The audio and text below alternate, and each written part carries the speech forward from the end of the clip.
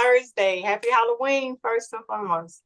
Secondly, thank you again. Welcome to Nita and Friends. Welcome to all my friends out there. Today, we're going to put one of my dearest, sweetest friends on the hot seat, Douglas. Douglas is going to be on the hot seat today. Douglas is going to share his story with us, and he's going to tell us about how he ended up knowing about his condition with Pat, his experiences, and if we have any questions, we can just jump in at any time and ask Doug any questions that we might have. Again, thank you. Welcome to Nita and Friends. And Doug, by all means, you have the floor. Welcome. Welcome, everybody. Nice to be here. This will be interesting. Bring your questions about PAD and we can all share. So I was thinking about how I was going to tell my story. So I thought I would kind of start off in the beginning. I was working 2 jobs and doing like 18 yards a month. And I noticed real quickly there for a while, I started having a lot of problems walking. My legs would get real numb. So there was one Saturday I fell in the yard doing a yard. And I laid there and I thought to myself, well, maybe I need to see the doctor because maybe this is something going on that's not right. So that Monday, I got in touch with my primary doctor. I saw my primary doctor, and he said, well, this is out of my category. We need to set you up with something's going on vascular-wise. So a couple months later, I saw a vascular surgeon here where I live, and he did some tests, and he says, you're blocked, and we're going to go in and put some stents. So a little while later, he put some stents in. They lasted maybe about 4 months. I went and he went in and said I couldn't do nothing. He did an aorta bifemoral bypass. So this is the journey. After that, a month after that, I lost my mom to Alzheimer's. And 2 weeks later is when I had the aorta bifemoral bypass after I lost my mom. So we did that. It worked for a little while. It lasted maybe about 6 months, and I started having problems again. And I went back and saw him, and he said, well, that's blocked. We need to go in and do something. So we scheduled another surgery. 3 weeks before I had that surgery, my house burnt down. I lost everything I owned, and 2 of my hunting dogs in the house fire. And so I was scheduled for the next surgery, and we went. All I know, this is how it went. It was really strange. I was put out. I'm out. He calls my brother at 6:30 in the morning and tells my brother if he doesn't do an axial bifemoral bypass, he'll lose his left leg. And my brother will tell you today, he'll go, what was I supposed to say? Do the bypass, just do it. I don't want my brother to have his leg, So he went in, did the axial femoral bypass. It didn't last 6 months. I got totally blocked. And about in that time, I was in another group, and somebody in that group had mentioned to me, you're in the wrong group. You need to go to the PAD group. It was when I met Kim in this group. And then I met a doctor in Houston. He went in and did some work around that axial bifemoral, got me blood flow going and all that, which worked out really good. But now I still have the axial bifemoral bypass. It's totally blocked. That's my issue today with how it feels. But I've had a couple of procedures since then, and it's worked. I do have blood flow, and thank God for collaterals. Collaterals are keeping my legs probably attached to my body right now. So in the meantime, I also came up with CAD. I didn't know I had it. Had a couple of strokes, had some problems, ended up with a doctor in Houma, Louisiana. We all know him. He's amazing. And he said, well, guess what? You have atypical hypertrophic cardiomyopathy, which means basically the whole left side of my heart had grown so big it wasn't pumping bypass. It wasn't pumping blood. So I'm a member of the Zipper Club now. So they went in and had to do a total bypass or a total procedure, open heart surgery. And right after that procedure, I lost my second oldest sister to a heart attack. So in that process, it's been an up and down struggle, but I get up every day and I believe in my faith, and I just have to deal with the thing about PAD and what all of our stories are. Is we have to deal with what life puts in front of us, and we do it, don't we? Yeah. We do the best we can every day, and it's just a part of the journey. And I say this all the time to y'all, or to my friends and everybody. I think about all the things you've been through in your life that you made it through, because some of y'all have been through some amazing things, loss of family members, all kinds of stuff. I'm not the only one who's lost everything they've ever had or anything, house fire or flooding or anything. I mean, a lot of us have a lot of life struggles, and we just get through it, don't we? So I'm here today. I'm having some back issues. My graph when I walk is still my number one deficit today is that graph. I hate to say that, but it's the truth. The graph is what prevents me from doing a lot of things that I want to do. And that's the axillary bifemoral bypass. And for those people who aren't familiar with this axillary bifemoral bypass, it's a graft that goes from the shoulder area to the groin and then branches off into the two legs to feed, people straight and just bypass any blockages in the aorta.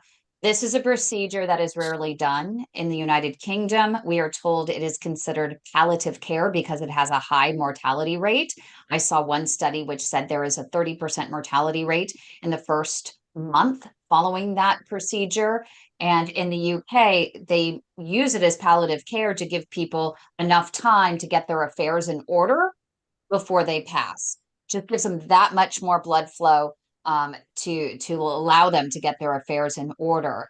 Here in the United States, it seems to be done a little bit more frequently if a doctor doesn't think that they can get through a blockage in the aorta. But in talking to some of the top vascular surgeons in the United States, what I'm told is they should be rarely done, and that a doctor should try an endovascular approach, meaning with wires and balloons and stents through, guided by imaging, special imaging known as intravascular ultrasound, which uses audio waves to give the doctors a better picture of the morphology of the plaque. Morphology is a big word. Morphology are the type of plaque in the artery, as well as the size of the vessel as well. It's a very dangerous area, and some doctors just think it's too risky. But there are doctors that are trained in advanced tools and techniques that will at least go in, poke into the artery, typically in the groin, and try and come up into the aorta to see if they can open up any sort of blockages there safely. But can I share something there? Sure. Here's, and I'm gonna be as polite as I can. I believe I was with a doctor who chose it because it was the easiest thing for him to do at that time. Now, you also have to understand, I'm going to be polite, but after I met that doctor in Houston, he went in around everything and got me going. I remember laying in the hospital bed, and another doctor he knew came in. He was from Houston, and his first statement to me was, "Who put the axial bifemoral bypass in you?" I said, "The doctor and where I met." He said, "Well, he put it in the wrong place." So, and I've talked to a lot of doctors since then, and not one of them will touch it. I have one doctor who actually last month said, "If you want me to do it, I'll do it, but there's a lot of risk involved with this surgery." But and it goes my goes from my right boobie down into both legs, and it's supposed to go under the arm here, which is all fat. So mine's not where most doctors have told me they would put it. So to this day, I really believe that my doctor just didn't want to spend the time.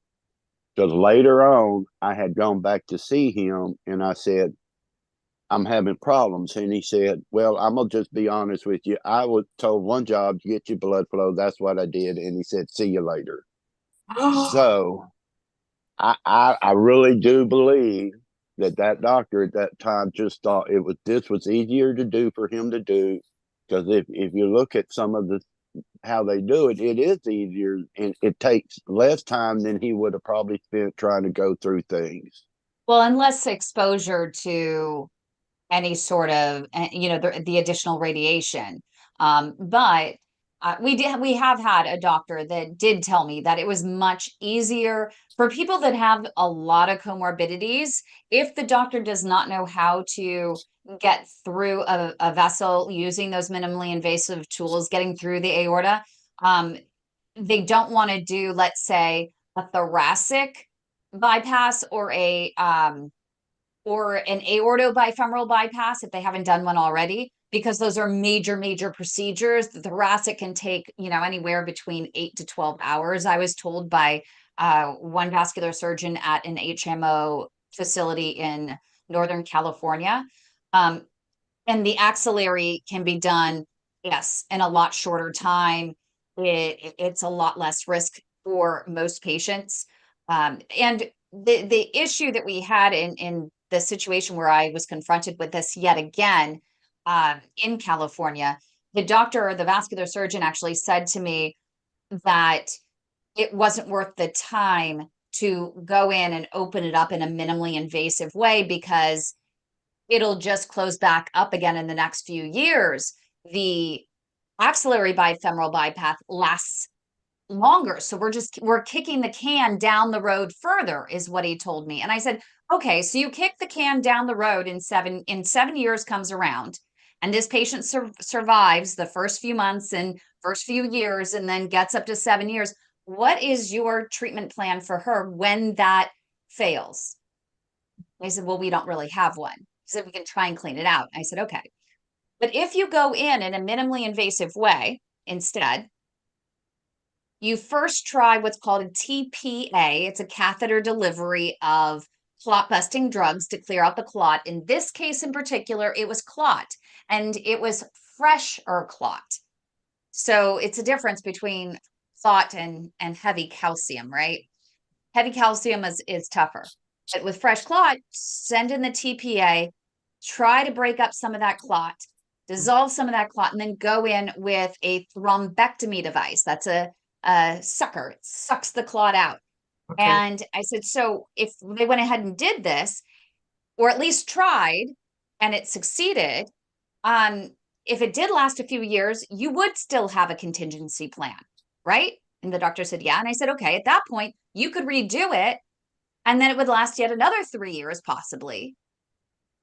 And then at that point, you go and do an axillary, because maybe at that point it's the situation has changed and she has, a lot tougher calcium or thrombosis in there that just she can't get through. It's really mucky. It's like tire rubber. And you do the axillary then. You've actually extended her life. Yeah. Well, so how long has it been, Doug, since you've had your procedure? How long has it been? Right, a little less than 2 years, but mine didn't last but about 6 months. Oh my goodness. Now, here's 2 thoughts to that. Number one, perfect example. Everybody listen very carefully. Perfect example why we talk about second opinions. Mm-hmm. Why it's so important sometimes before you have a major thing like that, you get a second opinion. I mean, that's a perfect example why I should. If I knew then what I know now, I definitely would have said, no, I'm getting a second opinion before we do any of this. And the second part is, I understand that, but people ask me, how does it feel? So everybody take a 4x4 that's 8 foot long and put it on your right groin in your right leg area and sit on it. And that's what I feel every day. That's what I deal with every day and how it feels. I can't wear blue jeans. I have to wear grandpa stretch pants because of where it goes down my stomach. I can't ride a bike. I can't sit in my kayak. I do my stuff here, but I've had to learn how to do it all different. It affects my seating. I can't drive a car more than 2 hours at a time without having to stop because it's poking me so hard that it distracts me. So it's one of those things where I really wish I had met Kim in the group before to get us to know about getting second opinions before I agree to this. Mm-hmm. So it's one of, I feel like I've been damned if I do and damned if I don't, in a sense where I want to ask him, that doctor, one day. It's like, how would you feel about how I feel now and what it's caused in my life and what it causes every day in my life? So I'm happy, I'm joyous, but every time I sit down, I feel a 4x4. Every time I sit in the car, I feel a 4x4. I can't wear blue jeans. I can't wear blue jeans and go dancing like I used to because because it pokes me. So it's crazy. What, Hines, you have a question? No, I was gonna say that I can relate because I have a stent that was put in the wrong place in me, and it pokes me in my chest underneath my breastplate. It pokes me all the time, and it's nothing that can be done because if they try to remove it or replace it or correct it, it could kill me. And the doctor that did it, he wasn't even supposed to have done a procedure on me, let alone that particular procedure. So I understand. Yeah. I can relate to you. I think I could count maybe 6 doctors that Kim and I have been with, and all 6 of them, I said they won't touch it. They will not touch no it. one Sorry, else no. No. Now I met one work in Houston, and we all know who it is. I'm not going to put names up, but this guy's amazing. But he goes, I'll do it, but you have to understand the risk. He said it's about a 10-hour surgery. The risk of infection is pretty strong. So you want to take the whole thing out or just part of it? If he take part of it out, he gets in there and has trouble, he may have to take the whole thing out then. If he takes the whole thing out, he goes, I don't know how many times I'm going to have to cut you to get it out. Yeah. Because it's been in there long enough now where he doesn't know what has grown into it or what has grown around it or what it's attached to or what's not attached to it. He won't know until he gets there. So he goes, I don't know how many times I have to cut you to get it out. And he said, the procedure is about 10 hours long, just depends. And then we have to worry about the after effects of that surgery. The recovery time is going to be longer. And he goes, that's why I'm kind of the black sheep right now. And I'll do what you want me to do. If you want to take it out, I'll take it out. So I go back in December to see him, and I have to make that decision. Am I willing to take that risk, or do I live with this the rest of my life? Yeah. So, I mean, it's a choice. That's a tough decision for you, Doug. I'm sorry you have to go through that. Yeah. Well, I mean, we all do, don't? What's that, Hines? Hey, based on everything you've said and about your family, did they say what caused all this? Was it hereditary or? I know a lot of people say diets and lack of exercise and smoking and things like that. But, you said about your sister and, Well, my sister had a stroke she had a back surgery that went wrong. So she had a stroke from that. My dad passed away from esophagus cancer. My mom passed away from Alzheimer's. But I've done the test and it didn't show any hereditary. So is that one of those? I was a smoker. My smoking was off and on. I haven't drank in over 40 years now. So I wasn't a drinker. I was active, I worked 2 jobs, and like I said, I averaged between 10 to about 18 yards a month in making extra money. And I loved yard work, so I loved what I did, and I was just extremely active. But, so I don't know, Hines. What line did I get in I didn't know about? Right. You know, what line was I standing in at the checkout counter, and I picked up something I wasn't supposed to get. Exactly. So I mean, I don't. Why is it that some smokers get it and some don't? I mean, in that part of that insanity, and why you got what you got, Hines, and I mean, where did it come from? If it's not hereditary, what makes us one of those that gets it and one of us that don't? I mean, Yeah. I But wish here's I one interesting picked a point, lottery number Douglas. like that. Yeah, is you weren't diagnosed with PAD formally, despite all 3 of those major procedures over the course of what, 12 to 18 months. The doctor About not once, 18 despite months. the stents. Yep, the stents, the aortobifemoral bypass, and then the axillary bifemoral bypass, no diagnosis. Just answer me yes or no. Did the doctor, upon telling you that you had blocked arteries, not telling you what they were, did this doctor offer you any education on taking aspirin, ask you to take any statins? No, Once you had your first procedure, did the doctor offer you any antiplatelet therapy, any anticoagulant therapy, or any statin? no, How about after your second procedure? no, How about after your third? no, When you went to your first referral for a second opinion, did that doctor have a conversation with you about medication at all? yeah, Did the doctor talk to you about PAD? yeah. How about lifestyle modifications? Did your doctor at any point, your original doctor, before your first procedure, talk to you about smoking cessation, walking as medicine, and or diet? I think one time he said, do you smoke? I said, I off and on. He said, you got to stop.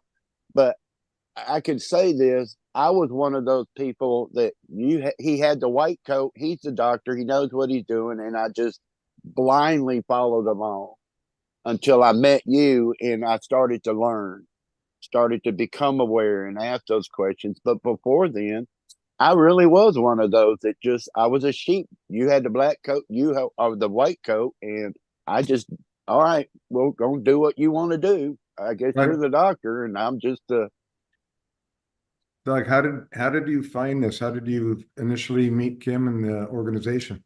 So I was in another group, and I had talked about my legs, and one of the guys in that group, it was a recovery group, and he goes, "You're in the wrong group. I heard about this other group, and you'll go check it out." So it was about 1 o'clock in the morning, and I went to Facebook, went over, and I found this group.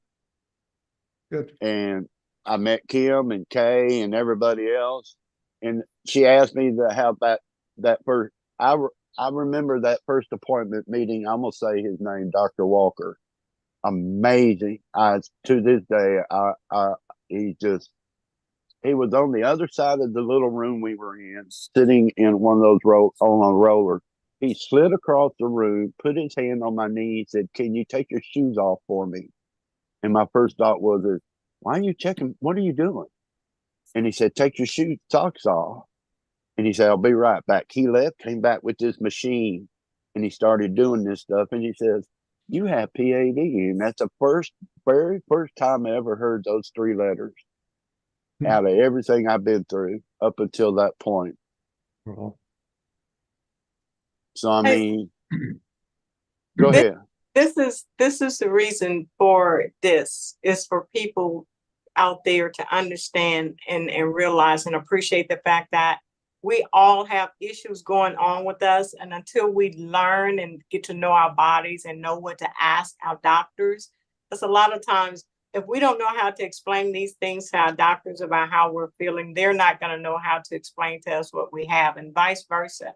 But a lot of doctors out there will not actually put a stamp on peripheral artery disease right away. I know I didn't get a stamp until I got to Michigan. So I understand again, Douglas, what you mean by you just learned about it once you got introduced to Kim. Because a lot of doctors out there will not put peripheral artery disease on your title. Well, and this, and the thing about this is I'll just be very blunt and very honest here. I wish today, I spent a lot of time thinking today, and it might be wrong or right, it doesn't matter. I spent a lot of time thinking, I wish I knew then what I know now, because my life would absolutely look different probably today than it does. Because if I had known now, after the stents were done, I would have got a second opinion instead of going through what I go through. Because, you know, I'm not, and we have to think about that, because you know, I'm not in a relationship. I'm not going to have a relationship because things don't work because of my graft. So not only does it affect me physically, but the mentality of this graft and what it puts me in. You know, I would like to be married. I would like to have grandkids, but I'm too old to have grandkids. But I like to be married, and I'd like to have sex and do all that wonderful stuff, but I can't. So the reality is, if I had met Kim and those 3 letters had come up, well, how different my life would probably look today if I had gotten a second opinion then instead of waiting.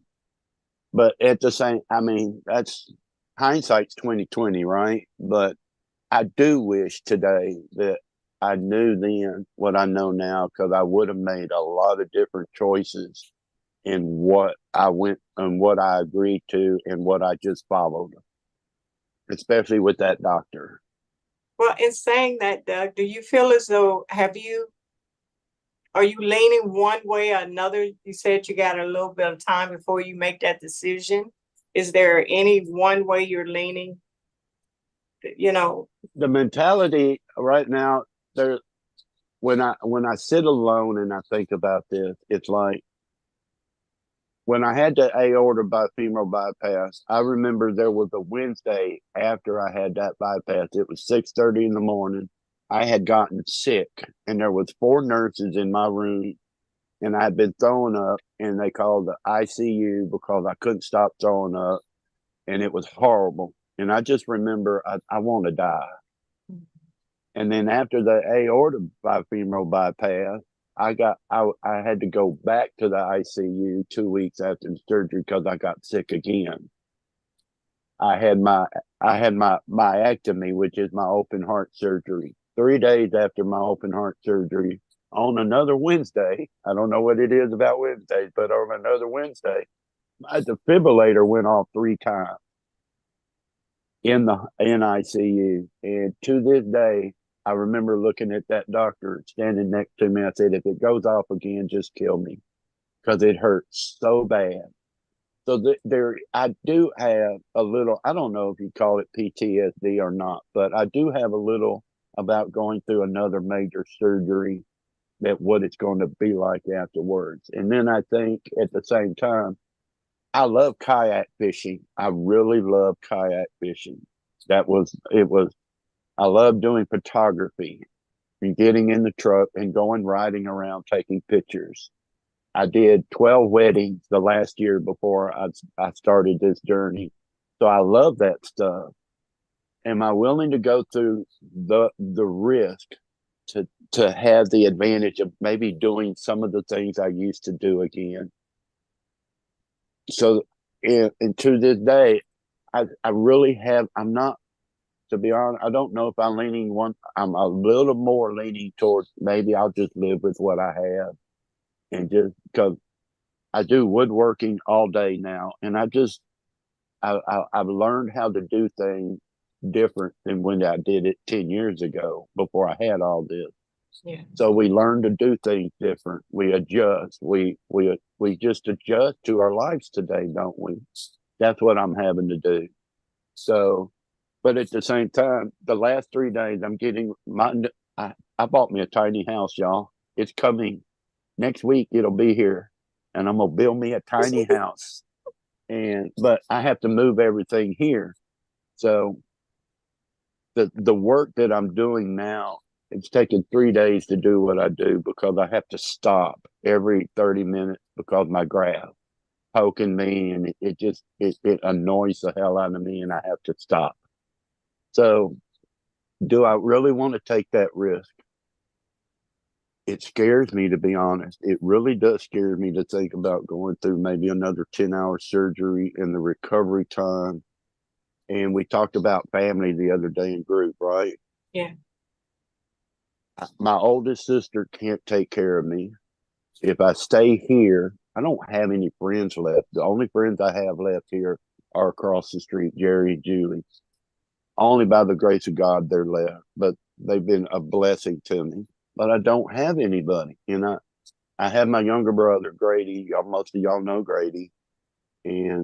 But he raises an angel man child. So if it takes me 4 months, I can't go. I feel bad about having to go to my brother's and help him with recovery because he works full time and he has a child. So there, I hope that made sense about what I'm saying there, about being a burden and how hard would it be to come back here and take care of myself, trying to recover with, depending on how well the surgery goes. And then I don't want to have to rely on Julie and Jerry to bring me meals, or if I fall down or if something happens, I need to go somewhere. I don't want to have to rely on people in that sense. Make sense? It does make sense, but have you thought about, just for that particular time if you decide to make that decision for that particular time, you go into a rehabilitational facility just so they can help you along until you're strong enough to get back out there on your own. If that's the decision that you make, but I'd rather you look into that than to be out there you're never alone, Douglas. You know that, right? You're never alone. So, but I'd rather you look into something like that. If that's the decision that you're leaning towards making, just make sure you do your research. I'm sure Kim will help you with that. She's good at that kind of stuff. And that's why I say, listening to y'all stories and what y'all go through is an inspiration for me, because my story is my story and y'all have a story. Every one of you have an amazing story about what you've been through. And they all look different, but we all are in the same place of having to deal with things, aren't we? And live with life and our families and what this disease creates and does. Yeah. So yeah. Anybody else want to jump in? Alan, you have anything to say? I don't have any questions right now. Okay. It's a tough thing you're going through, Douglas. That's but what's so amazing is in June of this year, we launched a Light a Red Candle for PAD awareness campaign, because walking is the best medicine. And while we were on this call, Douglas shares his story about his journey from stents to axillary bifemoral bypasses to joining the Zipper Club. And we had other people also share their stories about walking as medicine and how it's helped them. And during this 1 hour that we were on air, he was inspired to go online, sign up for a 5K. Once he signed up for the 5K, so he had some sort of goal, something to look forward to, something to work towards. He then found a walking group who does 5Ks every single Monday. And when he called them, they said, we're going to provide you with a walking buddy to kind of help you along. So every Monday when you come, you'll have the same buddy or a different buddy, someone that's willing to walk with you, motivate you, keep you company, and inspire you. And you can inspire them as well.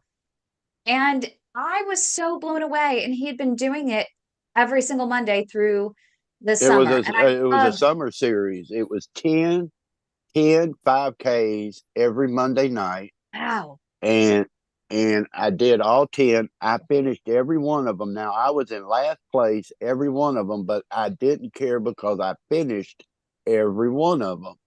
And some of the times were good, some of the times were not, but it didn't matter to me. The whole point was I did. And look on my refrigerator up there, you Well, we can't see can't them. see. Yes. No.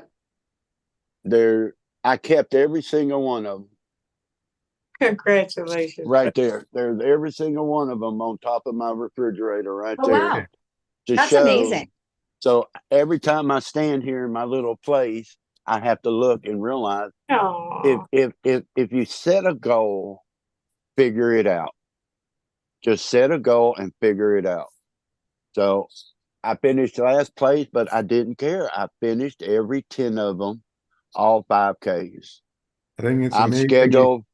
scheduled for the turkey trot, which is Thanksgiving Day here at 7 o'clock in the morning. And I'm gonna do the 5K. I think it's amazing you actually could complete any one of those things. right? Yes. Yes.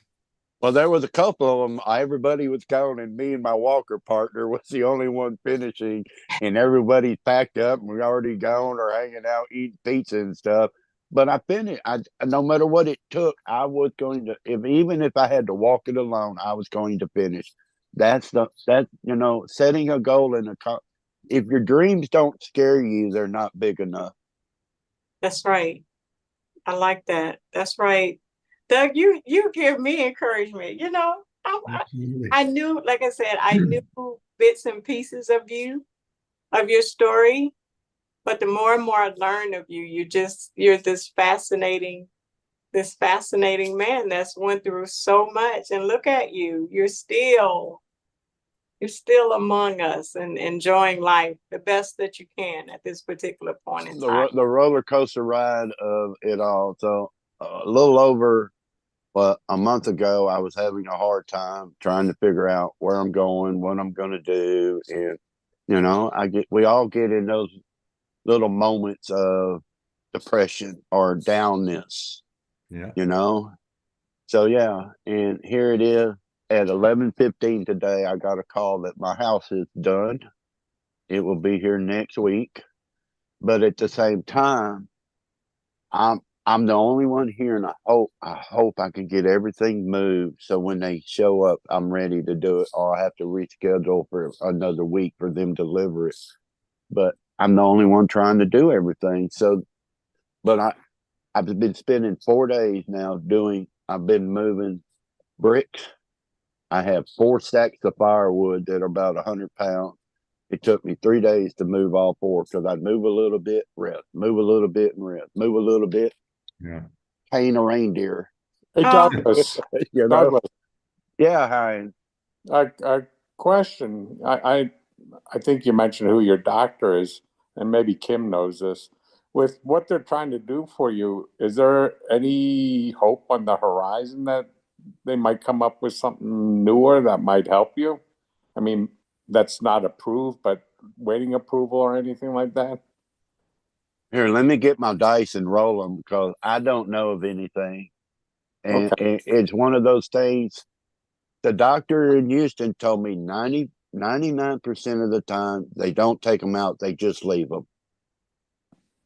But I think what aggravates me about that statement is if my graft had been put over here, it wouldn't probably be affecting me like where it is now. Make sense? Right. If it had been put over here because they told me it was put over here because that's all fat and there's no real integration with things. But where mine is at my waistband, that's the reason why I can't wear blue jeans because it pokes me. Imagine taking a water hose, putting it right here at your right breast, down the middle of your stomach, across your groin, into both legs, plugging all 3 ends and filling it with water and then living with that. That's what I feel with my graft. Jesus. And when I sit, On my right leg, it feels like a 4x4 sitting on my groin and my right leg right there in that area, and somebody's sitting on it. So, I mean, Yeah. Okay. but And if in it would, terms I'm of, gonna be the first one to raise my head and volunteer for a study, or I'm gonna be the first one, and I'll walk wherever. we If did there's have, Massachusetts, I'm walking to Massachusetts. I'm gonna be standing at the door saying, "Here I am." Yeah. we did have a doctor, he's an interventional radiologist and pain management expert from Emory University in Atlanta, Georgia. And he had talked about ways in which doctors can freeze a nerve. And if I recall, he was saying that that might be an option if they can target which nerve is firing. If a nerve is firing, that could be an option as well. But it is something that no one can make the decision for Douglas. Douglas has to determine if it's worth doing based on his current quality of life and what he wants his quality of life to be, taking into consideration the risks that he may or may not get that quality of life despite having that procedure. Yeah. So it is one of those really tough things. We tell people that once you have a graft in, no, you can't take it out. The same thing when it comes to a stent. People ask all the time, can you take out a stent? Not typically. Once those stents, when you put something foreign, a foreign object in your body starts reacting and it starts kind of embedding it in there, right? Yeah. And that's why we have hope actually for people in the future for at least a minimally invasive procedure, the endovascular procedures, because we now have reabsorbable stents or bioabsorbable stents that they're not widely available yet. They're by Abbott. It's called Esprit. And you can read the studies and research that online. We interviewed the principal investigator on the main study. It was a global study for that stent. And that was Dr. Vasco, I think it was. And I'm happy to share that with anyone if anyone wants to see that video. Dr. Ramon Vasco. So anyway, and that's worth doing. And then number two is you have Reflow Medical that has created a removable scaffolding. So a removable type of stent. And so they can go in an endovascular procedure, meaning minimally invasive, and they can put this below the knee, into those vessels below the knee, and they can leave the scaffolding up for a certain amount of time. It has little prongs on the outside of this, and it just embeds itself into the wall, and they can put probably a little drug on it and just put that into the vessel wall, leave it open for a little bit, let the balloon inflate and deflate, whatever they need to do, and then they can retract it. And they've had a lot of luck with it in Europe. It's already approved in Europe, but they're waiting for their FDA clearance here, which is expected maybe next year, before they do any sort of distribution and have it available publicly. But I love to. different options available. I'd love to meet somebody who had a graft like mine removed and find out what their life was like afterwards. Yeah.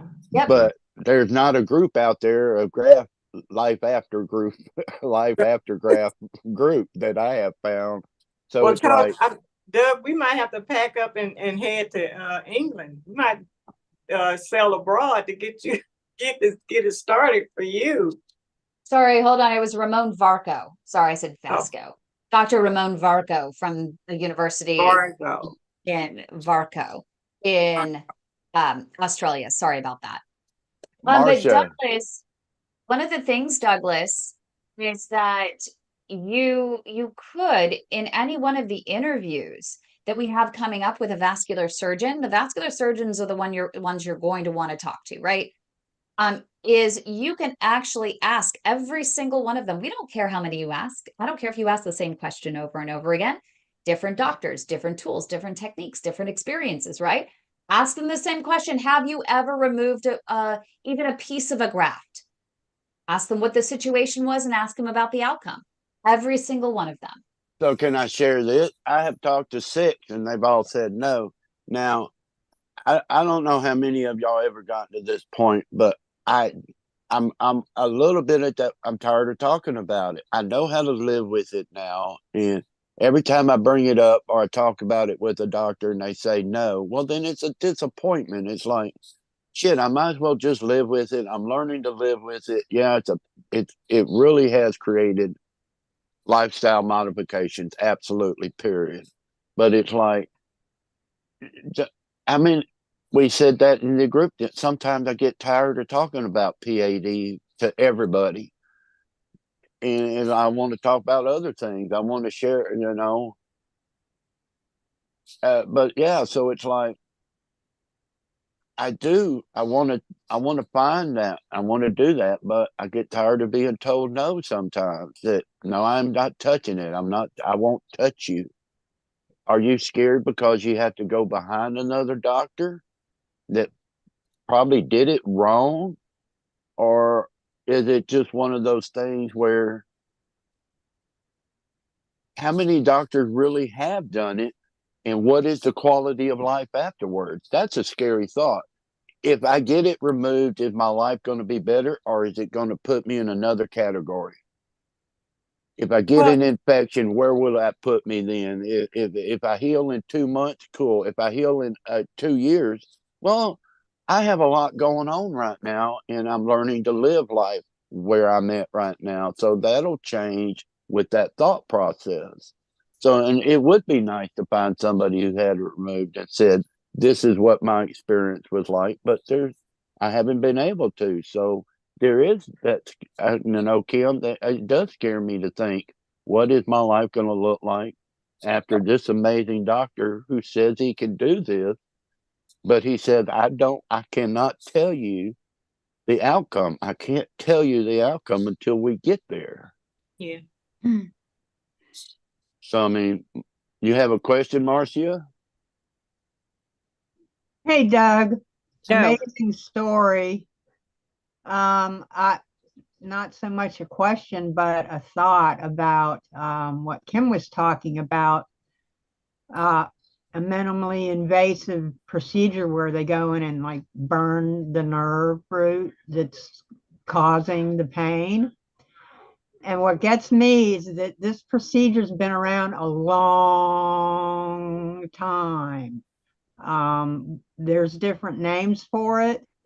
I had a procedure back in 2003 called an RFL, radio frequency lesion, where they went in under fluoro, real-time 3D imaging, found the exact micro spot of the nerve that was causing all my pain, and they burned it with a laser. I know what you're talking about. Actually, yeah. So well is because nerve cells are the slowest healing cells in the body. So my body had time to heal without the pain. And you know what? My back's fine. I had 3 herniated discs. I was sleeping bent over a pillow for a few months. And today my back is fine. So that is a thought. And, you know, I wonder why it isn't being pursued more with people who there's nothing out there. It's not out there. There's, and I think that goes back to that part. If it goes bad, most of them, he did tell me, he goes, with if the other doctor in Homa told me this, he said, if this had gone bad within 2 months, I could have gone in and just replaced it with no problems. But you're looking at 2 years now, and the whole problem with this is, what has it grown into? What has grown around it? What part of my body has it attached to? And what part of my body attached to it?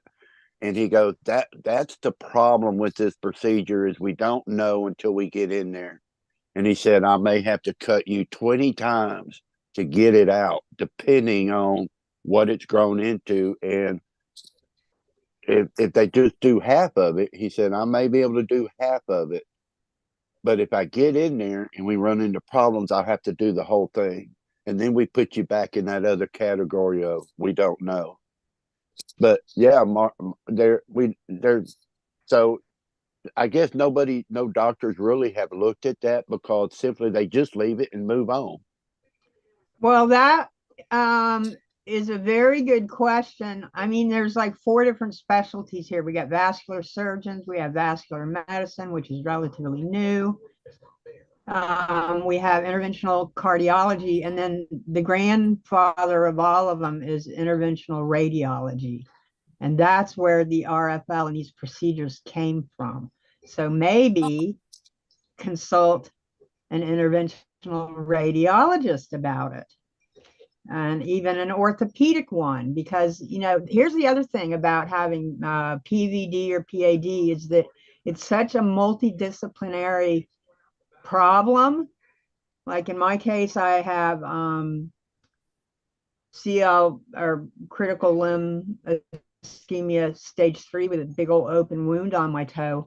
And it takes so long to get anything done. And to get these doctors all on the same page explaining, look, I've been living in pain 24/7 for over 2 years. Get it together. Get me some help. And it takes so long to get the insurance approved, and then, you know, juggling all the doctors. And, you know, my calendar is a wreck, scribbled out, rewritten doctor appointments. So that's another issue, is that how long it takes for these things to actually happen. And meanwhile, you know, we're in pain, we're having necrosis happen, we're getting depressed and discouraged. And, you know, I have a tendency in my mind a little bit to, like, I've been told in the past that, yeah, Marcia, you have an answer for everything, don't you? And I would laugh and go, well, yeah, usually, you know. And so I have a tendency to overthink things. And one thing that's helped me over the years is to, you know, jump back to right here, right now. And literally, for me, some days it's one step at a time. And I bring myself back and say, hey, I'm okay right now. Breathe, be grateful, and, you know, carry on from right here, right now. So, you know, I have to snap out of it sometimes, but at the same time, I still have to be my own best advocate. Yeah. So it's always a balancing act. Marcia, do you go to a wound clinic? Are you seeing, or do you have wound care? Yes, and that's been a nightmare. I'm trying desperately to find a podiatrist. I've been going to, I thought was a pretty good wound care place for a couple of months now, and my wound has gotten bigger. They measure it every time. And plus I have something called critical regional pain syndrome, which, you know, presents itself right in my great right toe, which is where my open wound is. And so when they go to debride it, it hurts beyond the normal scale of pain, because that's what critical regional pain syndrome is. It just shoots it off the scale. And so like, they've been afraid to even clean it. And so last Friday I went to the podiatrist and she wouldn't even touch my toe. She goes, oh, it looks like you're on board for an amputation. Well, I got on board. Kim gave me some information. I got a hold of my doctor, and by Monday, I had an appointment Tuesday. And so this coming Monday, because I've been pushing politely, I have another appointment Monday, and then working one out for Thursday or Friday to finally get my arterial blood flow going back to my big toe. They should be having you in a hyperbaric chamber at least twice a week, 2-3 times a week, in order for your foot to start here. You need pure oxygen. Trust me, I know. I was in the wound clinic for 8 weeks straight in the hyperbaric chamber. That was the only way that my foot with such a big wound on it, and it was horrible. So I know what you're saying. They need to start. You need that wound back. You need to be in that hyperbaric chamber. You need, right, Kim? Oh, she gone. Well, we don't give medical advice. Oh, that's The, right. the That's right. hyperbaric chamber is an option that she should have the conversation with her doctors. I With have. a wound such as hers, usually what is suggested is that they try to maximize the inline flow to that wound, meaning they need to make sure that she has enough blood flow to get to the wound so that it could maximize the oxygen therapy from the hyperbaric chambers. Thank you. And so she has a couple procedures. I thought one was supposed to be today, Marcia. No. It's next week. Monday, I have one more vein ablation. And then either Thursday in Ocala, he'll start working on my tibial artery again, or else Friday in Lake City. But I'm still waiting to hear back from his scheduler. Okay. We are public, so just be careful on information. Yeah. But thank you for that. I just wanted to double check. But needless to say, the blood flow should be restored, prior to. We do have Linda that has a question or a comment. Linda, go ahead and jump in. Hi, I had written a little something in the chat asking Douglas a question. Come on. Well, it's in the chat. Okay, First she says, you are so brave, Douglas, and you have such a wonderful outlook on life. Somehow. Well, I did say that. Just came upon that. So that was the first one. What was your question? I can't find it. The question is, Douglas, can a doctor do the correct surgery in the right place before removing the old one? So you're asking if they can do a replacement of the graft? Leave the graft that he's already got. Put another one in. And Put then another one in, if in the correct place. If that works, then they can get rid of the old The thing about that is that I had a doctor go in, so he was able to fix that part so the graft is actually doing nothing to anything, no blood flow, but I got blood flow to my legs through this other doctor. But the graft is just there. That's it. It's doing nothing. It serves no purpose whatsoever other than just stuck in my body. That's it. But nobody will, and that's the thing that keeps you from sitting down in a kayak and all that. Yeah, well, and that goes back to how it pokes me. And well, why can't they just remove it, Douglas, if it's not doing you any good? And that was the point that he was trying to make, is that once you do have a graft in there, Linda, your body, makes it part of its own.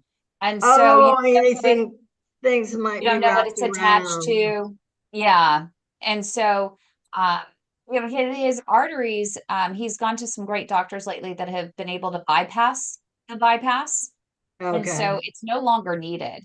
And he doesn't need a replacement of it. He doesn't need yet another graft. But you were thinking along the right lines that a lot of times what doctors end up doing if a bypass fails, if it is possible, they may be able to put in a different graft instead of, if they can't recanalize the main vessels, we can put in another graft sometimes. That's what he said. He said if it had been within a certain amount of time before all the stuff grew into it or grew around it, he said we could have gone in and replaced it because it really hasn't settled into your body yet. He said we could go in and replace it and do what we need to, but it's been so long now that they don't want to mess with it. Yeah, it couldn't, So and that's part of that. But the technology, I mean, we got dissolvable stents. Why can't they figure out how to do grafts? Let's keep our fingers crossed. Let's hope it's coming down the pike as well, Doug. Any other questions? Ideas, thoughts, opinions from anyone? I think Alan has one. Alan with an E. Alan, go ahead and unmute and express your concern. Well, I'm driving, so I'm just gonna real quick. Doug and I have grown fairly close over the past 3 years. Yeah. One of my best friends. We've talked many, many hours about this. And my concern is having him around. I know his quality of life could be better if they could remove, my suggestion was 3 or 4 inches of it at either end to close it off and leave it at that. If they can't do it, just those 2 cuts. If they can't do it, leave it alone. I think he's on the same page with that, correct, Doug? Yeah. Yeah. We've talked a lot, and it's just the amount or the size of the procedure with his other comorbidities, just, it doesn't sound like a good idea to me. That's just my opinion. And the doctor said he has, and the doctor, that's where I told you, the doctor in Houston said I need 2 cardiologists to write it off to be able to do what I want to do because of your heart. And is the risk, he said that, you have to weigh the risk of this surgery. And that's the thing. Nana, I'm going to call you Nana. Nana, is that. That's all I got. And I don't want, you know what scares me? I don't want to die alone. Oh, yeah. I would like to be in a relationship. And I understand, I'll say it publicly. Relationship is not all about sex, but I still, I'm still a man and I still think about it every now and then. So, I mean, but the graft has affected that. Yeah. And like I say, it would be nice to drive a car and not have that feeling. It would be nice to sit and do my wood burning and not have that in the back of my mind, what's poking me. Because I mean, I'm sure you think the same. I feel the stent all day, every day, and it's hard to not think about it when it's there anyway. But I'm grateful in the sense that my recovery, I've been in recovery, I'll be 39 years this June, clean and sober. So it has taught me I can be depressed, but I'm still going to work. I can be depressed, I'm still going to do my page, and I can be depressed and still get things done. Because right now, my depression, when I get depressed or when I get lonely or angry or tired, it doesn't last long anymore anyway, because I can call Alan and Alan will put me in my place. I have my neighbor who will listen to me. I have a couple of people I call and I say, give me 10 minutes. I want to bitch about life for 10 minutes. Yeah. And I bitch about life for 10 minutes. It's time to move on. But yeah, the graft and making that decision, that is probably going to be one of the toughest decisions I make the end of this year about whether I do it or I don't, and how it will affect the rest of my life. I'm still young. I'm not dead yet, and I still want to live, So it is. Do I take that risk or I don't? Well, yeah, I know you're going to let us know. You're going to keep us informed. We're praying for you. We're here for you. We really are. Is there anybody else that want to have anything to say or have any questions? Dawn? Is Dawn here? Is Dawn here? No, I don't see her. No. But we do have a comment that came in from Dolly. She wanted to make sure. She says, I would like Doug to know, as old as I am, been married 52 years, put yourself out there. You're a good man. And she says, believe me, sex is just a small part of life and the relationship. So that's I think that we're looking at starting an account for you. And I think all of your friends here. I am not joining Cowgirls. I know actually someone that literally could do a great job. It's Alan with an E that has the perfect website for you. What? Is it findafarmer.com? No, that's what we gave you. We gave you farmersonly.com, trying to get you hooked up. Well, find me one, please. I gotta say, Doug, I understand how you think about relationships, because I've had my chronic pain in my shoulder for 7 years, and I haven't dated in 7 years. Oh, And I have no intention of dating, and having pad just makes it worse. yeah. Damn. It's just something I won't do. I won't do. Why would I want to burden someone with this? Yeah, it's a That's- thought. Yeah, that's how I look at it.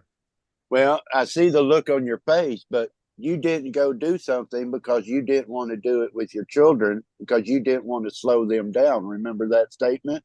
Yeah. Yeah. Now you talking to me? Yes, I am. Yes, I do. I remember that statement, Douglas. I do. But I'm just gonna put it out there. I'm still a young chicken, and I'm looking for Mr. Right. Not Mr. Right now, but Mr. Right. It's somebody out there to be love willing to take care of me in my older years. It's I the was same gonna thing say with that, but okay.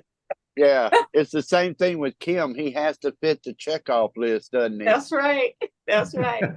And especially with we have a Kim. firing squad. We have a full panel. It's really long. What did you say, Alan? I said Kim's checkoff list is very long.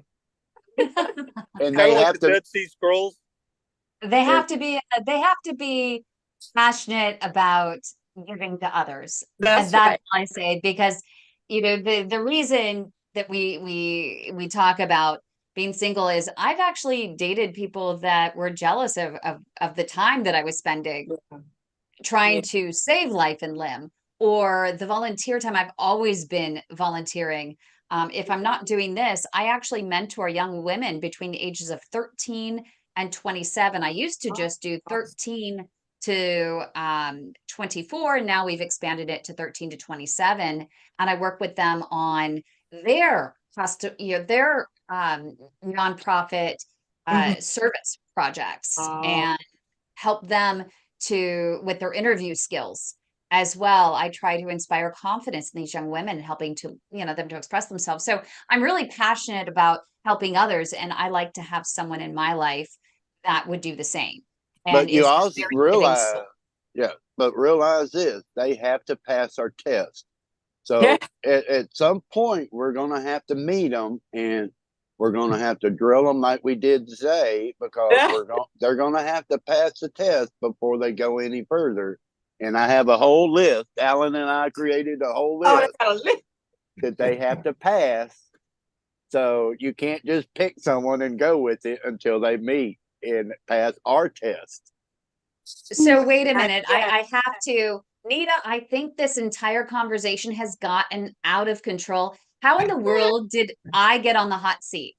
I don't know, but I love it. I absolutely love it. This is what I mean about this. We just don't talk about, we talk about life, guys. We talk about actual life and things that are happening in our lives. So we don't want this page to be something sad, or you think you might hear a sad story, because trust and believe, at the end of every story, there's going to be a silver lining. There's going to be prayers. There's going to be, positive energy sent towards that person, and whatever information we can give to you while you tune in to us to share these crazy conversations. That is, you nailed that on the head. Before we started, we talked about you spending 2 days with your grandchildren and how much fun it was.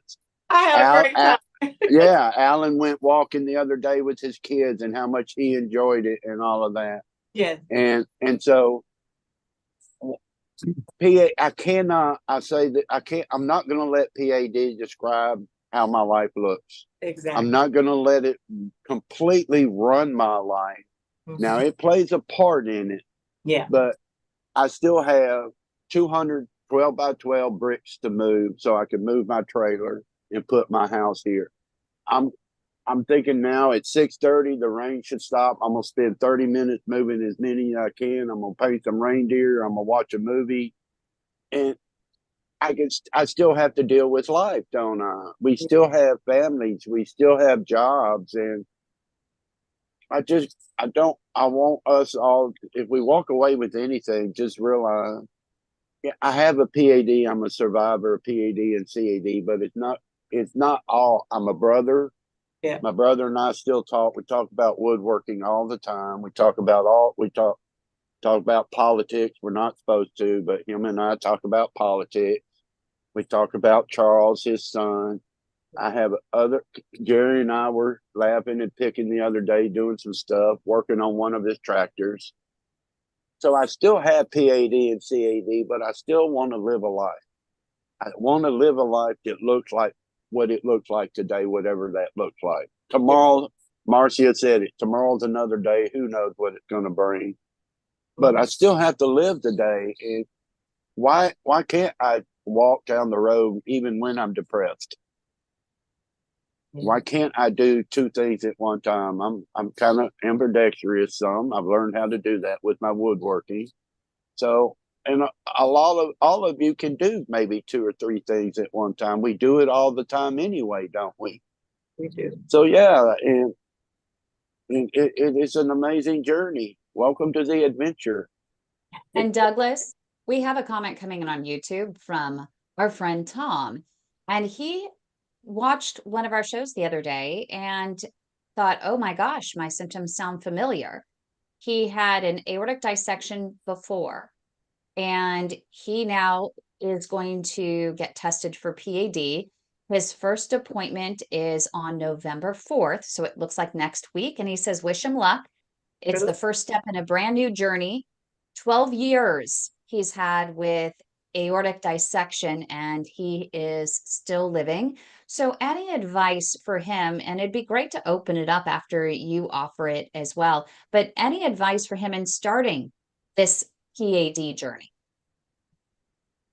Is to be, I think if it, for me in the beginning, it would have been learning and listening and not being afraid of asking questions. If I go into the doctor and I say, I have 10 questions, I want you to sit and answer me. And he says, I don't have the time. You need to find another doctor. I'm not suggesting, I'm just making that's how I would have done it back then.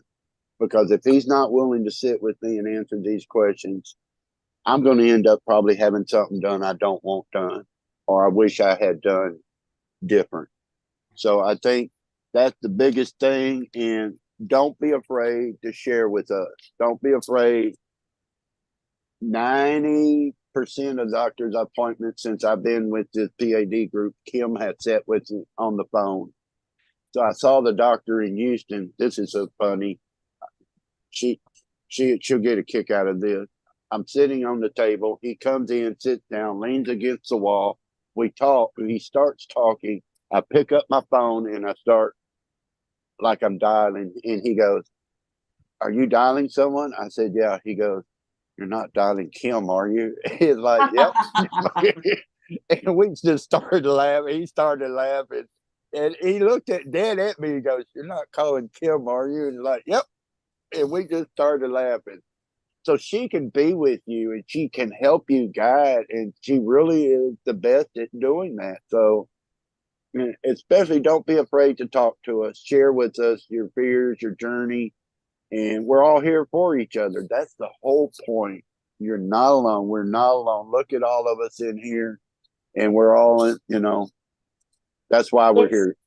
It's so interesting because I had someone actually say to me in an accusatory way the other day, saying that your reputation is that you just send the patients to your friends. And I'm thinking, these doctors have, in a sense, become my friends later. How I started my relationship with them was their proven skill set, their proven patient outcomes, seeing what these doctors can do, looking at the Medicare numbers, looking at their cases that they share on YouTube, looking at their cases that they share during conferences across the globe, looking at the procedures that they do in person after spending the last, since 2016, traveling the world to nearly a dozen countries, more than 30 states, watching hundreds of doctors perform thousands of hours of these procedures, using what I learned there to pinpoint these doctors. that have the best chance of saving a limb. And the ones that are helped the most are the ones most patients that come to me are already on deck for amputation. So sending them to someone that is willing to give these patients a try, that is willing to exhaust all efforts, that has all of the tools in their tool chest. And if they don't give up on the patient, they give up to the patient. Someone does have those skills, right? I'm gonna add something here. So if I'm sitting in an office and I pick up my phone to call Kim and that doctor says, I don't have time for this, or I don't have time to answer all of these questions. My whole point now is, well, guess what, doc? This is my leg and my life. If you don't like it, thank you. Great to meet you, but I'm going to the next one. You know? And that just, it's my leg and my life. And I don't care if you like it or not. If I'd have met that doctor today that did all that stuff to me, I'd probably punch him in the face. But I'd ask him a lot of questions too. But it's like, if you don't like it, well, you're talking about my leg. You're talking about my life.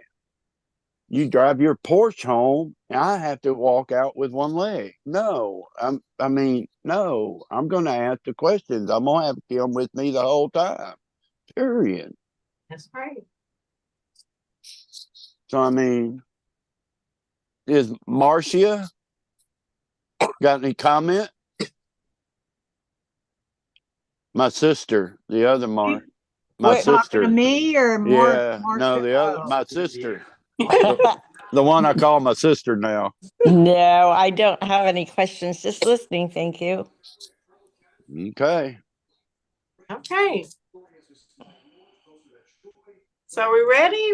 Look, let me say once again, thank you for tuning in.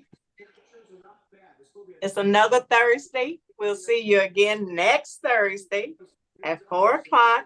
Make sure you share, like, and subscribe to our channel. We're here every Thursday. So next week, I think my friend that I'm going to interview next week is going to be Alan. Alan looks like he has an interesting story to tell. So Alan, next week, you'll be on the hot seat. Are you ready? Which Alan are you referring to? You. How many Allens I got on here right now? There's two. Oh, okay. Well, it's Alan Potts, Mr. Potts. Juanita, I'm sorry, but next Thursday at this time, I'm going to be on a plane going to He's Puerto going to Mexico. Yeah. Oh, you mean Alan with an E, aka Grumpy. With the E. Alan with the E. Allen, Mr. Allen. Alan, I don't have a story. Do you have a story, Kim? I got no story. We have absolutely no story when it comes to you. Come on, guys. You gotta have It's boring. Type of a story. It's long and drawn out. I've already started writing my questions down. But that's okay. It can be long and drawn out. We give you the floor next week. How about that? All right. 4 p.m., correct? Yes, 4. Okay. All right. But don't it's be 4 Eastern time, yes. But same bat time, same bat channel. I'll see you then. But don't be scared since this is Halloween. Remember now, don't be scared because the boogeyman's coming out tonight and the trick-or-treaters are all going to be out getting that horrible candy that we learned about. But it's amazing because it is Halloween, isn't it, Kim? And Kim, I thought maybe you might have had something to say on that. Yeah. Halloween. Don't you, Kim? Can I say one thing about Halloween? Yes. I get to go trick-or-treating with my granddaughter tonight. I love that. Congratulations. Thank you. Thank you. I was able to help mine with the costumes today. Well, ladies and gentlemen, I've got to go. Everybody have a good afternoon and be safe. All right. Yep, I'm going to share that video. Here it goes. Here it goes. Here it goes. Let's see. I'm going to do it again. I'm going to share it and I'm going to share the audio with it and optimize it for sharing. And here you go. I'm going to turn out all the lights.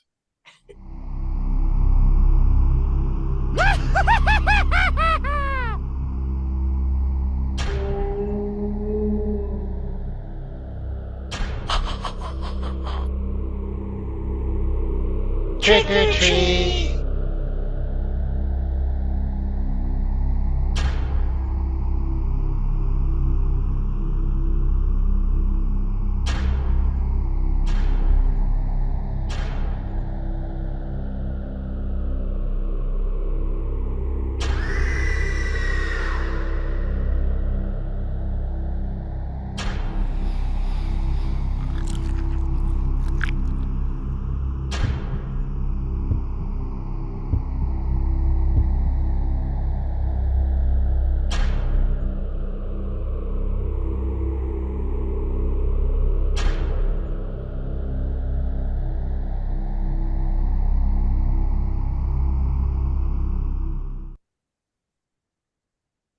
And that, a big shout out to Don for putting that together for us out of the Philippines. He is one of our fellow pad warriors and he's amazing. Very talented, I think. Yes. Thank you, Don. I had to turn Make the sure if lights you on. can. I know. Woo! Yes. So make sure you do. If you can go to our YouTube channel, youtube.com/at the way to my heart, and click on that video. Go ahead and like it, comment on it, and share it widely today over the next 24 hours to help spread awareness for peripheral artery disease. And as Nita said, don't forget to like the video here and subscribe to our channel for more incredible educational content on peripheral artery disease. It is a disease more prevalent and deadlier than colon cancer, breast cancer, and prostate cancer combined. But you can prevent it. You can stall progression of it. You can manage it. It is treatable. You just got to get diagnosed and get to the right doctor. But we really appreciate you. Death sentence. It is not a death sentence at all, period. In under any condition, you can live with this. You figure it out. You can adjust. You can manage. And it doesn't have to